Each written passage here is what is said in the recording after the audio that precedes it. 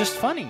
You know, I think it keeps all of the stuff in your field of view. I think if you have precision eyesight, it's probably better to have it all in one place. You know, minimize the amount of movement. I think it's just what you're used to because of playing in PC bumps, 100%, right? Absolutely, 100%. I don't think it really... About the precision eyesight? I'm just like making stuff up. That's what we're here for. Well, I trust you blindly. Why would you do that to me? Because you trust me blindly, and you shouldn't do that. Sometimes you need to get punished for being dumb. Okay, T1 going to be taking away the Talia here first. The Vi going to be removed. No changes, actually, in the bans thus far. Azir should be going away. Then it would be a Rumble ban, and then Gwen to follow up if we are just going to have a repeat of game number 1. Could indeed be the case. And I don't expect any change from the Rumble ban. I think that... Oh, never mind. Okay, so the Yasuo are going to be taken away instead. Now it's KT that bans the Rumble, and T1 locks the Gwen, right? I would imagine, because you can trade, but that is a matchup that can really snowball heavily. Okay, so they're going to go for the trade instead. So this should be a Rumble, and then Perfect's going to lock the Gwen. Oh, Doran's he's going to pick Gwen, man. I can feel it in my waters. I really think it should be Rumble. It should, 100%. I don't deny that. The team fights were such a big sticking point last game, and as good as Gwen is, I think Rumble in the team fights just provides a consistency that's hard to match. Skarner is so up as well. That's a combo that we've seen often. So is Rel. Oh, and this it seems like it's also, I'd argue, Perfect's best champion, but Atlas had the read. It is the Gwen priority to come through here. But I'm with you. I think that this coming through is not a surprise, but I think it should have been Rumble. Yeah, it's not a surprise, but it's also not something that's going to make us feel fantastic. There aren't that many battle junglers still left up, right? Like Nocturne's there, I guess, but oh, never mind. This is a battle jungler. This would be a different option. As the Nidalee, to be considered at least, probably not going to be coming in alongside the Rumble that we kind of knew was going to happen here. Oh god, it's Rumble Jarvan, isn't it? Jarvan would be amazing, but I think Jarvan, this early, you generally don't want to go towards. If you pick a jungler earlier, I think it's Skarner, which isn't exciting, but Trundle's out of the pool because he's banned currently. True. You could Skarner's great. You could Sedge at this point yeah, at the same works time. as well. Sedge Rumble is fine. It's just the Skarner specifically. I just love that combo. Instead, it's going to be the Varus, and with Dokdam's performance in last game, I think giving him a prior pick is warranted. Yep, I would agree. And so, this actually it's got to be Sejuani, right? This is kind of insane because it sets KT up for a potential Alistar on 3. Could be. Which might put some pressure on T1 to lock that one down early. Like, Jhin Alistar wouldn't be a surprise to me if they do just... Wait a second. Yeah, no, we were busy just watching this draft over and over before. I'm just kind of cheating. But Oner is hovering it at least for the moment. Jhin and makes they sense. will lock it in. Only downside of Jhin is that we have seen if you're playing into Rumble and you set up a node a little bit too early, Rumble can cook you, take half your health bar, and not have you really get any value out of your shots. Okay. This is, I mean, it's fine. The Nocturne, it does mean that Dokdam's game is going to be quite tough to actually play out. The Ahri priority would be interesting to me here because Xin Zhao and Wukong are both gone. Yeah, like Cuz's Viego is still there, something that he has really liked, but the champion isn't really that good at this point in time. That said, when looking at Viego comps, these 3 champions... Yes, pretty good. That could be actually a good shout. Sejuani, I think, is still the obvious one, but in that case, it doesn't look quite as promising, right? Like, it's fine, but not nearly as exciting. I wouldn't have minded it for T1, actually. As the Alistar on 4 here seems like a no-brainer. If you ban Sylas, which I do think you're going to do, right? That's something that Faker could go towards. That would both pair well with the Nocturne, diving deep into the enemy backline, and also it means that if you do R4 Alistar, it's going to be a really tough thing to deal with that ultimate. As I like the Kench ban, actually. That's a good shout. Yeah, kind of caught me off guard there just a little bit, wanting to put on as much pressure as they can. He's been slowly climbing up in prio again. Yeah. I was thinking that they'd probably aim towards some jungle bans, but focusing Peter here, who was a linchpin as far as the engage was concerned in the first game, makes a lot of sense. One last ban to come through here for KT. They might continue the focus on the mid lane. Could also ban Orianna. Yeah, I think Orianna, Sylas, both of them, good options. I was actually thinking Orianna, Sylas were going to be the bans, but then the Annie does come through as there is the Poppy to be removed. So now you slam Alistar here, surely. Seems like a no-brainer. Sylas is out of... I mean, it's Peter's cow, man. Yeah, Like, oh, look at his face! He's like, wait. That's a happy Peter. I get to play it, and the Annie is a pick of Volt. I think Annie is also one of the champions that really benefits from playing with a Nocturne, because Annie makes great use of the chaos that Nocturne creates. Now Akali is a pick that can have incredible impact, but the execution needs to be very crisp, and this is a T1 composition that, depending on what form they're in, could look either devastating or completely fall apart. Right, like that is the reality that we're dealing with here, because these champions, I think, you can see easy scenarios where it works together. You have the backline dive, Jhin sets up, Nocturne goes in. Oh god, is he gonna play Pyke? It's not, no, surely not. It's like Rel, you need some form of engage to follow up with the Rakan. Yeah, Rakan will be good as well. Thank Rakan goodness. Makes sense. I saw that little grin on his face and I was like, oh no, don't tell me. No, he's gonna play J4. It was gonna be J4. Into Jhin, I like it. Jhin, Nocturne, both of those can kind of struggle. And there it is. J4 is just so damn good. The 2v2 is also very good, very strong. And it's, as you said, the combination. Jarvan Rumble, that one goes way back. KT just how do they get this on the red side? Obviously, I think the Akali into Ahri, Ahri was the blind pick where a bit of a gamble was taken by KT. Yep. And I think the bot lane matchup in the 2v2 is also fine. But looking at the 5 champions that KT have, it's kind of exactly what they wanted. How does this happen? Well, I think it's because they're really good at a lot of different stuff. And I think you're looking at the bans, I think the Tahm Kench maybe stands out as something they didn't necessarily need to take away, but removing that from their opportunities, taking away that layer of safety from Dokdam is important. That being said, I just think that KT, they've had so much practice on red side, their red side drafting has just gotten really good. They just know how to navigate it, and every time they've been picking Cuz's champion last. It's kind of nutty. The Wukong in the last game, now the Jarvan 4 to come through just to make sure that he has the matchup he wants. Oner was able to get things done in game 1. T1 kept it extremely close for a large amount of it. And now Faker, that man, you can see right there, he's on his Akali. And this year, it hasn't necessarily worked out, but we've seen on stages like this, and in fact, I think it might have been, if it wasn't this one, it was the one immediately afterwards, Faker hard carry on that champion, and going into the loading screen, I think you and I, in that game, were also saying, well, this could be questionable, we don't necessarily know, and then he just won. Let's see whether they can do it again. So we jump into the rift. KT, 하나, 둘, 셋. Man, I am proud of the KT fans. They are trying their very best to match the loudest fandom in the history of esports. And they are doing a decent job. We're talking about real-world volume, not online volume, right? There might be some that match, Atlas, I'm just saying. No one can, like, that's not even conceptually possible, okay? Don't talk about silly things like that. I'm talking about here, right now, in this stadium, okay? That's the volume that's being matched. So looking at the rune setups, nothing too surprising. Peter going for the phase rush, so going heavy on the playmaking. We also see Dokdam with the Comet, signifying that he's going to play from way back, which is a good call, because trying to walk up and auto-attack any of Akali, Gwen, or Nocturne will lead to certain death. Yep. So definitely, and also makes fighting for mid lane prio a lot easier. Also makes, like, playing around the Rumble extraordinarily powerful. Oh, yeah? With the fact that you can do so much damage in such a short time with the lethality Varus as well as the Rumble. And you can hold them on the Equalizer as well. Get way more ults with the amount of ability haste that you get. Keria going for Spellbook. Tech we've seen more and more on champions that aren't really tied to a specific rune. That was a headbutt going in just as we left, but obviously nothing happened. Otherwise, Jonas Strong would have gone back there.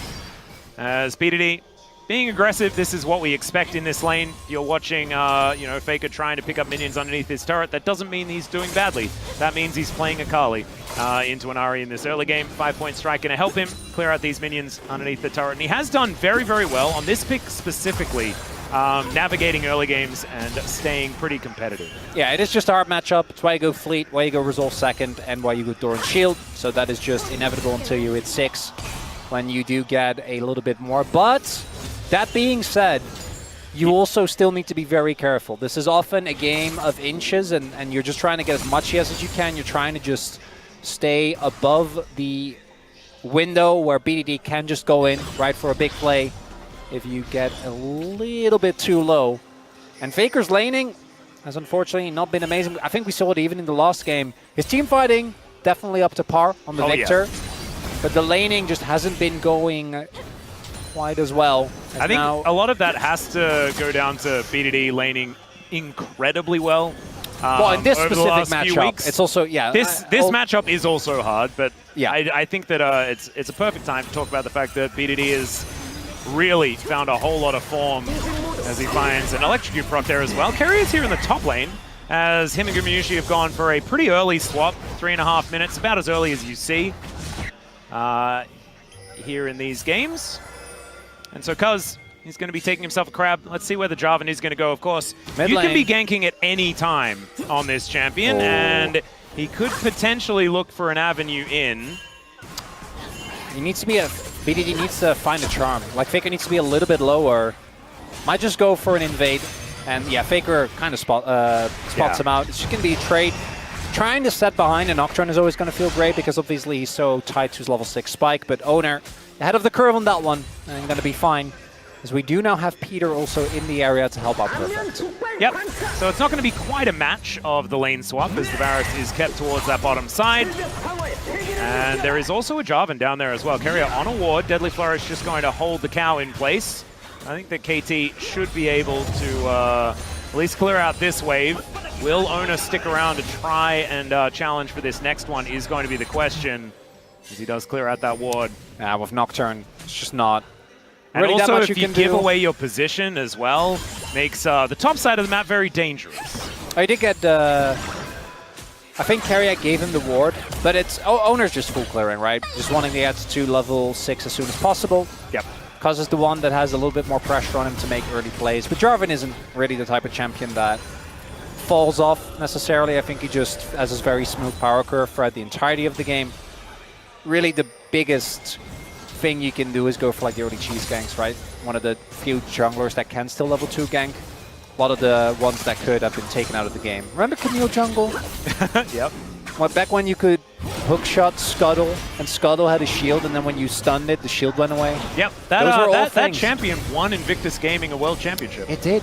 I remember that. That did happen.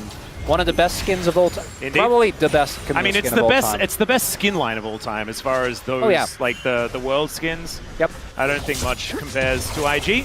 No, you have like I think you have individual champions on some other ones. Oh, that's true. Some of the TPA skins are pretty good. I love the TPA Shen. Dom1 Jin. That is that one is. And Dom1 Nidalee is also pretty amazing. It's also the only Nidalee skin that we really know about because it's the only one any of our Nidalee players play. Which does it shows you a thing or two. Right? Gotta pay tribute. So we do have a early Drake already being taken by KT. Their objective control remains in place. Now this is kind of a no-brainer because T1 swapped towards the top side. As we have a dive imminent here onto Doran, who does not have flash. We'll see if he's able to vacate. Looks like he might be too slow. Yeah, the equalizer in perfect position. There's a headbutt pole. He's chained CC, but he does get a decent exhaust onto the perfect champion. As the teleport comes in, Doctorm trying to keep the damage down. The Keria with that unsealed spellbook just going to get KT out of here. But now 4 versus 2, a possibility for a redive. They have to dive, kind of, because top lane is just getting hammered. Oner's here with Volt! The counter dive is ready! Yep, the paranoia set up, and KT, they don't even know that he's here just yet. There's the paranoia going down. They catch them underneath the turret as Doran. So low, but he keeps himself alive. And Doctorm going to be taken out. The flash is immediate after Cuz as Oner gets on over there. The headbutt to try and save the Jarvan. They might be able to do that, but it is still a lost play for KT unless BDD can make something happen. And he almost does here as there's the flash forward. The flash away from Faker, and he keeps himself up. Goes in. Can he look for it? Can he actually find the 1v1? Is now BDD. He needed to avoid that one, the last auto, and BDD makes it happen. Oh, if Faker hits that E! Oh, there was so many iffy hits that's in that moment. My God. In the end, it was BDD that just hit enough. It's still T1. that finds the out trade because of the top side play, but BDD salvages that situation a little bit as here. KT feel pressed into this because top side is a disaster. There's no one there to answer the wave. But Doran doesn't even get hit by the flag and drag. Oner in perfect position, the pre-smite, and then Cuz sees his hero arrive as Peter ensures your friendly neighborhood cow keeps him safe. And then here, oh my god. That charm. Catches him mid-hop, takes him out. And then here, BDD goes in, tries to take him down with the flash. Then Faker, he goes back in. He goes back in with the level up timer. Think that's enough. Oh, if that hits, if that backflip hits, he just gets like, it's another one of the Faker outplays. That would have been another one, but just doesn't quite find it. As you can see, T1 fans reeling after that one. But man, like, that was BDD doing, like at the beginning of that play, hitting everything perfectly. He misses like one skill shot towards the end and Faker's like, all right, I got you. He didn't quite, but man, you can just see how incredibly close it is every time you go for these outplays, these 1v1s. So, 1 for 1. First blood going over to T1 towards that bottom side, though, is very important. And playing around this Gwen, Doran's Gwen has fallen really far behind and still managed to carry throughout this year. So, the fact that he is now ahead with that assist in pocket as well, certainly a good feeling here for the T1 top laner. As a charm going to hit max range here onto Faker. Another electrocute proc from BDD. That moment right there, by BDD still part of the Elite Four. Oh yeah. Had obviously a tumultuous year. We always go back to it, but hasn't been an issue for him recently. Now grubs are being taken here. We might have another team fights on our hands. Peter has his ultimate, so does Oner. Yep, first two already taken. Paranoia comes on through here as the cow trying to defend the rest of his team. The pulverize is good. The Paranoia does nothing. Oner's just going to be taken out. Another kill for VDD. A cataclysmic engage from Cuz as Faker has got into the shroud. Keria looking to get out of there with that added mobility. And that is almost Faker taken down. The arrow. Piercing arrow. And it's Keria that's the target, and Doctom doesn't quite find it. Will cancel the back there from Keria, but that could have been way worse for T1. I think Peter even healed there to try and get Doctom the movement speed so he could get in and land the shot. Wasn't quite enough, but T1, Keria didn't have ult. One of your biggest tools is that Rakan. All right. And the power he provides in actually locking down the target. But instead, we go in on Doctom and we don't even take him down. Again, I think support ults are such a big deal. The fact that Peter has his available means that he can go in here. They immediately go onto Oner, who doesn't quite sync up with Faker and Keria. Guma, the bullets don't really do that much. And T1 should count themselves lucky that both these members get out, because with just a little more damage or just an arrow, could have been the difference maker. And now KT basically uneven gold. And it's in light of last game where the KT team fighting was just better. Now part of that was the draft, but it makes me worried for T1. And we do know, don't be a 2-game Andy after yesterday's series, right? We're not going to get ahead of ourselves. And T1 still have a shot, but this is another one of those drafts where if it doesn't work, it's going to feel really, really rough. Certainly will. And one of the things that already feels rough is the fact that BDD has above, or actually pretty even to a 1,000 gold lead that Malignant's already done. Oh, that's big. The item advantage is kind of massive. No counter gank opportunity, they know. Yeah, Perfect. Wait. Yeah, I think Perfect gets a bit of an idea. He doesn't have his ult, so he can't just clear the wave. Might have to drop it and leave. Oh god, this is so scary. Peter's on the way. Again. Gotta clear this one out. Oh.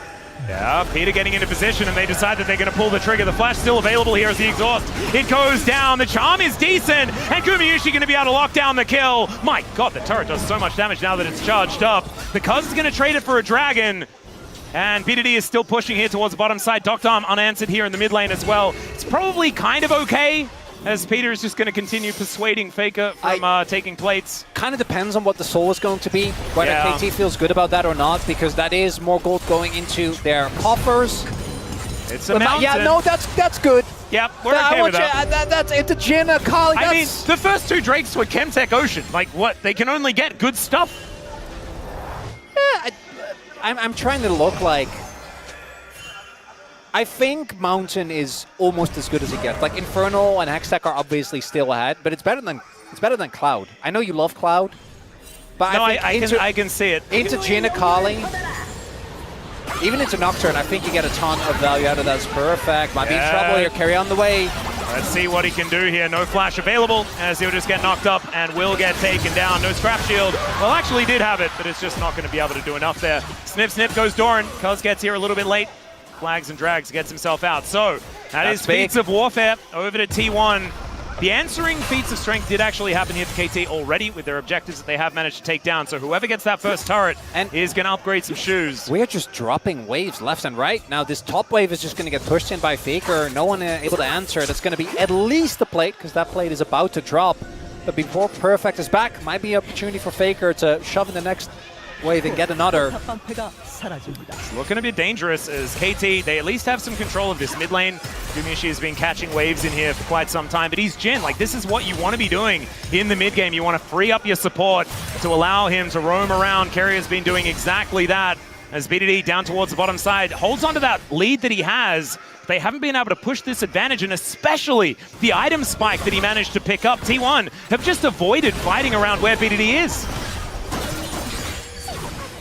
The continued sideline impact of T1 has been their biggest advantage in this series. Even in Game 1, I think they're overloading on side, sending over Oner, sending over multiple people to catch these individual members of KT.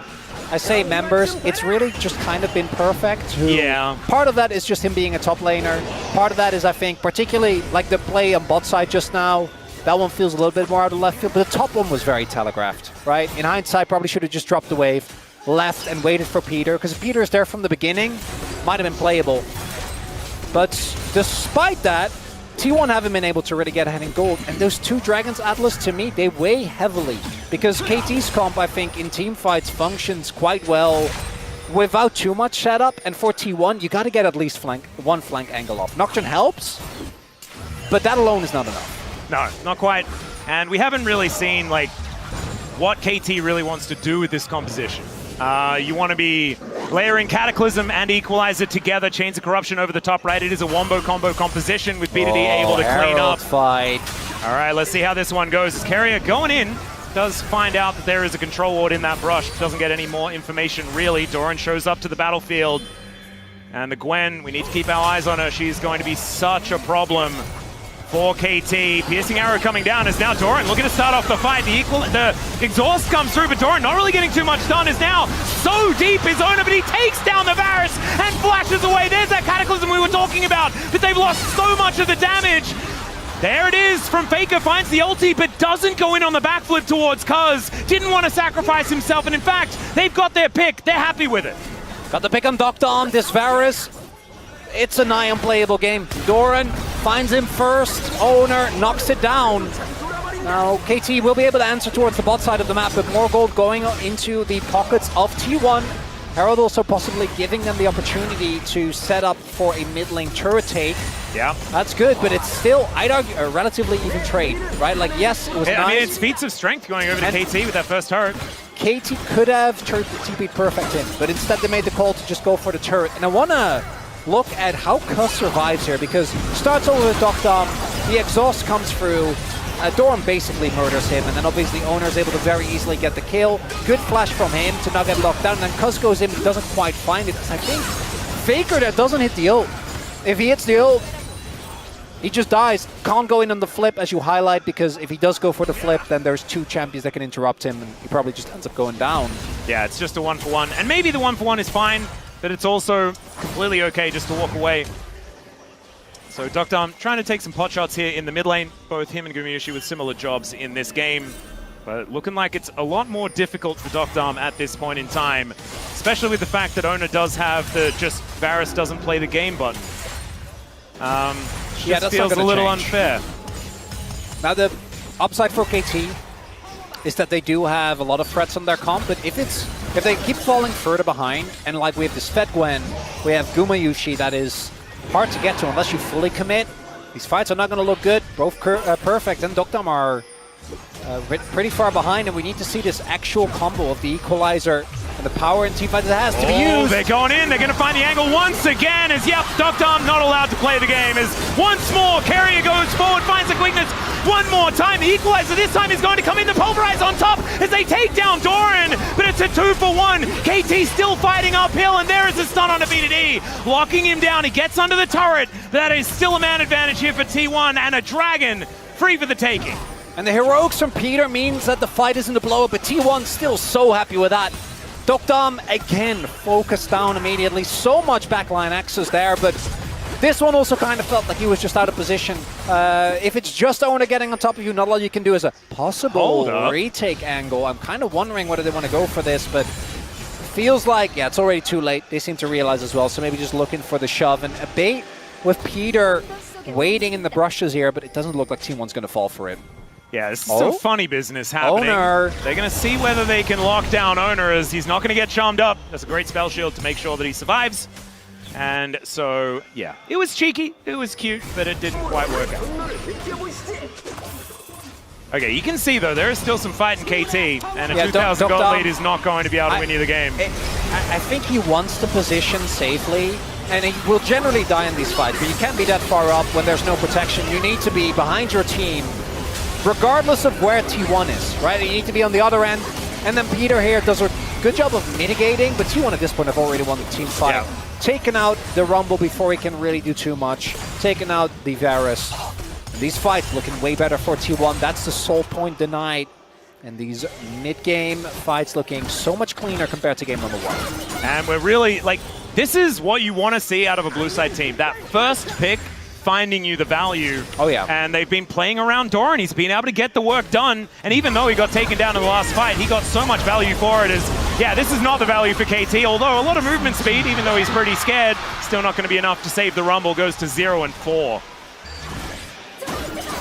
And this is kind of the issue you get to as a top laner. And for Perfect, this might end up being a really defining moment for, is he able? Because right now, this game, you just got to be an equalizer button, accept it. Can he bounce back in the next game? Because at this point, there's nothing you can do. Like Gwen's fed, Nocturne's fed. You will just get chained over unless you fully sack the wave. It might have been the better call, but I think that's kind of a lost situation. But I keep going back to that play where Peter was coming top. They kind of knew that the dive was imminent. Dying there is, I think, what started a lot of this snowball. That's when Doran started getting fed. And KT, not out of it fully yet, but I think T1 are feeling a lot better about the position that they're in this game. And I do want to say that trying to do an overzealous Otacon can still get them in trouble, but as long as they don't do that, they're side laning pressure with a fed Nocturne. Kind of disgusting, Atlas, because we haven't talked about the 1-for-1 that much yet. But now's as good a time as any. Yeah, the Akali Gwen are going to win in side lanes against anyone that KT has. There it is. There's that conversation that we were going to have about that one as, what? Doran just died to Krugs because he felt like it. That's what just happened. He just died to Krugs because he felt like it. Do you want that again? He just died to Krugs. No, I'm sorry. I don't understand. Can you repeat that? He died to Krugs because he felt like it. I don't get it. Oh, right. Well, he died. Well, Faker is going in. Let's see what Cuz can do about it as the paranoia comes down. I think Dom's dying, ladies and gentlemen. Jonas Strong didn't even need to zoom out, although Dom able to sidestep. He survived! It is such huge character development here as it's now Rift Herald being used to try and get Oner out of trouble, and it's going to work just fine. That was pretty cute. All of T1 will survive, and we've got the Rift Herald coming out one more time, looking to wander down the mid lane. They're not going to get a whole lot of value for it, but it keeps the Nocturne up, and that is enough value for Shelly. That is the most Doran thing I have ever seen. Yeah, did you see that? He died to Krugs because he felt like it. Only truly great. Oh dear, Peter. He does have an unbreakable will. He's looking to try and turn things around. He flashes out of the way of the Shuriken, and he needed to. And T1 are just taking this Otacon towards the top side of the map. Cuz looking to come over. He's got BDD in tow. Oh god. Okay, well, let's see whether Cuz can get in there. Of course, it's a job, and he can travel a lot of distance. As Doran going on over, they do manage to take it down. Cuz goes in maybe a little bit too late, and the Deadly Flourish comes on through, but Keria is already dead. Cuz Getting taken down lower and lower as they get in, but Doctum still goes down. Doran in trouble. He will be taken out, but not before he gets his stake. And now Oner coming on in. BDD not able to get out of the way, and that is another one. Gumayusi cleans up, and T1 just watching KT circling this drain, looking to see whether they can fully flush it this time. That's the whole sequence as Doran in a nutshell. Goes down to Krugs, then TP's top, finds a big play, takes down Doctum out of the fight, and does enough damage before he goes down. As Cuz just a little bit too late on that flag and drag. The fight looks relatively close because of the amount of damage BDD has available, but they can't actually get on top of Guma, and then here the attempt to save Doctum doesn't quite work out. Yeah, the snip coming in just in time. He does so much damage. That headbutt comes in, yeah, right? exactly. That's the Gwen. And then Guma, this is what he loves doing on this Jhin, providing support from afar. T1, some big wins there, and it all goes back to, so Doran died on Krugs, and it was so obvious. KT was desperately trying to force, and they just couldn't find an angle. T1 was proving too slippery. Yeah. Because if T1 would not have escaped those fights, and KT would have found an angle, that could have been game losing. Right, Otacon was up, that could have been the comeback angle. As all right, Doran going in. Circle is on cooldown, but Peter not going to be too worried about the deadly flourish. Tickles. Yeah, Pulverize not going to connect as Keria gets over the wall. They need this, Atlas. I think they need this badly. Well, Cuz is still on it, but Faker looking for that flank angle. The control ward is going to spot him. Vision going down into this brush. Multiple wards coming on in, but the control ward's certainly working out here for KT. So much damage. This is the charm. And just watch for the deadly flourish. Doran dashing forward, finds that snip, and there are the curtains. Gumayusi just making sure that they are unable to get anywhere near this, but that is going to be the pickoff onto Keria. The auto is in the air, and BDD is able to lock it down. Now he gets another charge. Gumayusi taking a bit of damage. The Nocturne is the one that secures this dragon for T1 though. And now T1 look for the re-engage. The hail of arrows is from the grave as the Nocturne, the Jhin, the damage is coming through, and Faker with the perfect execution going to help lock down this Jarvan, cuz nothing he can do. And T1, they are just going from strength to strength. There's only two ways this comp looks, and for T1, this is the one they were aiming for. Once you're fed enough, you can just go in on every single one of these plays. Guma is unthreatened. Doran is just snipping to his heart's content. And Oner, every single ult feels like it's been a huge hit. Yeah. And it's 4-0-4 troubles not found for Gumayusi after a game number one that was looking the opposite of that. He is just flying high on his Jhin. And we have to remember, the Jhin was their second pick, right? This is T1 being rewarded for choosing the right champions, the draft working out for them beautifully. And this setup, we said, look out for the deadly flourish. Well, Peter got caught by that one, and yeah, Keria goes down, but it doesn't matter. T1 had him exactly where they wanted him. They have to use so much. If they get the dragon, maybe that's worth. If Perfect holds his ult a little bit longer, but he doesn't get any value out of it. And yeah, Doctum really gets to play the game, guys. This Varus pick, the prio on it, it makes sense, but I think that the T1 draft completely invalidates it, particularly now that we've gotten to this point. And now, I believe in roller coasters, but really, I don't. Yeah. I think this one needs to go back in maintenance. This one is not. I mean, we can see that T1, they're not really about roller coasters. They're for like easy, just up and to the right. Let's just cruise towards winning more, and then winning the game. And that is what it's looking like at this point in time. Currently an 8,000 gold advantage, but with the amount of map control that they have, T1 just looking in all of the control. Baron has been around for about a minute so far this game.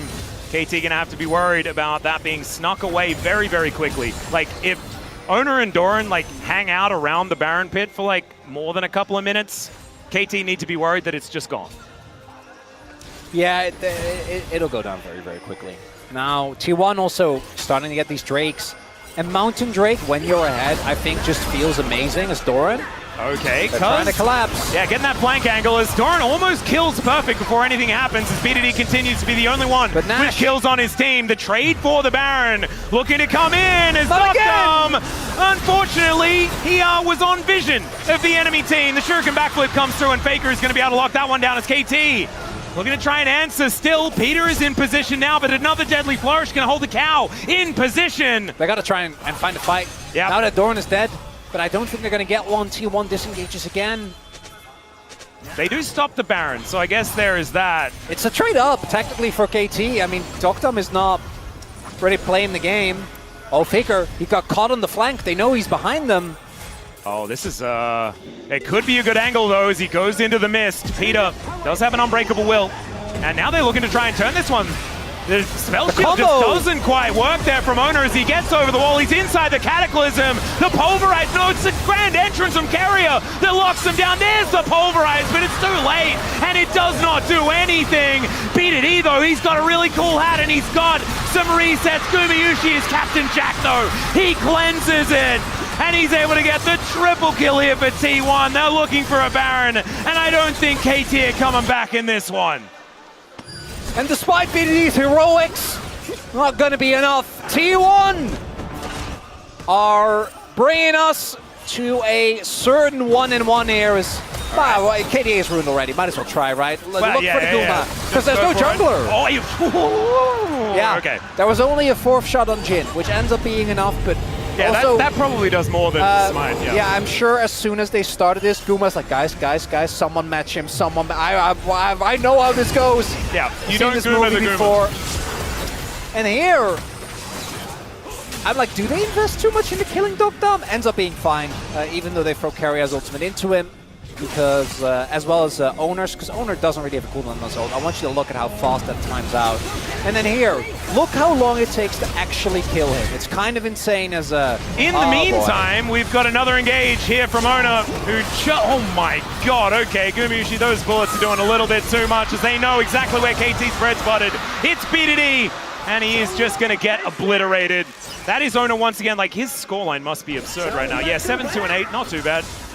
We're putting that in the pros column. Gumayusi as well, he's legendary, 8-0-6 on the Jhin, as T1 are pushing up this bottom lane.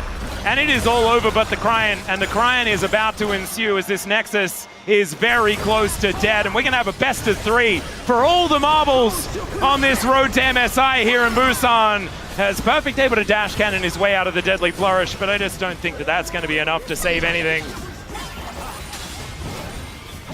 All right, KT still desperately trying to hold on to their base. They have 2 inhibitor turrets left available, but yeah, it is a 12,000 gold lead. Just north of that, perhaps. Yeah, they are still technically in this game, Atlas. Yeah, but they're on the rift. Yes. As Oner's taken a lot of damage. Wow. That's kind of insane. Yeah, with only 2 deaths to his name at the same time. And then Guma is the lowest, which is kind of cool. And I mean, we can talk about this replay, but we don't really need to, guys. It's a 12K. Yeah, they can take any fight they want.